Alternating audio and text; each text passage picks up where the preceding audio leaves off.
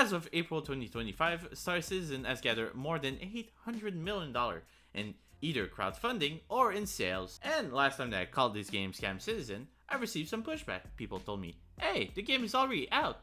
Alright, the game is out. It's in early access, but it's out, you can play it. But today I want to compare a little bit Star Citizen to another game. Well, other games actually. So let's go back in time, in 2012, when Star Citizen was initially crowdfunded. It was successfully crowdfunded and reached their goal of $2 million.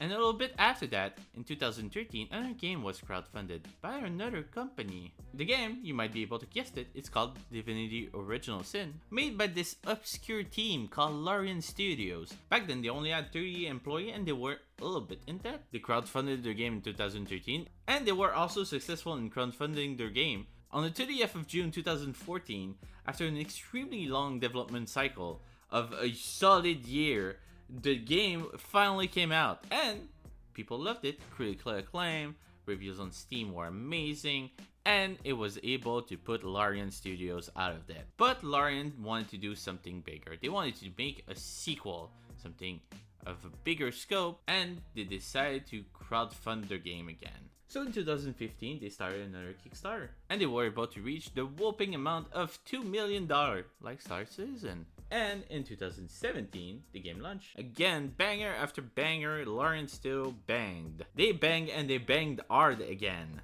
Again, people loved it, but this time, they didn't have debt.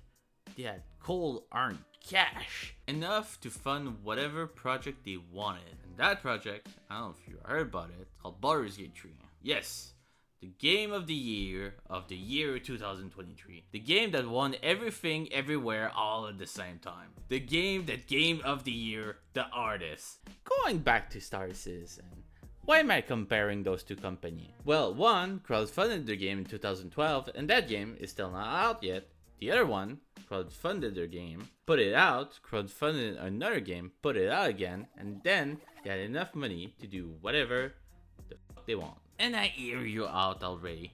One is in space, it's futuristic, it has a lot of action. The other one is fantasy, it's turn-based. Clearly, it's not the same thing. I know I'm comparing bananas to apples. This is not something that escaped me. But remember when Baldur's Gate 3 won everything under the sun? And after that, all the journalists and the dev were like, oh, it's a game with such a big scope. It's impossible to replicate. The scope of this game is insane. You wouldn't be able to do that ever again. And somehow it still costs less than Star Citizen.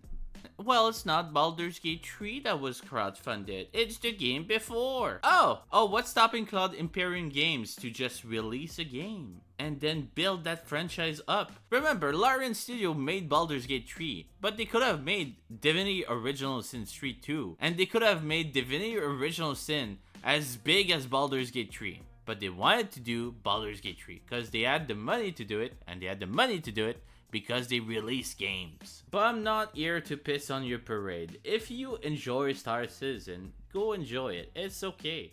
Buy all the story if you wanna. Y'all are free to do whatever you want. But I want y'all to know what a crowdfunding success story is supposed to look like. See ya.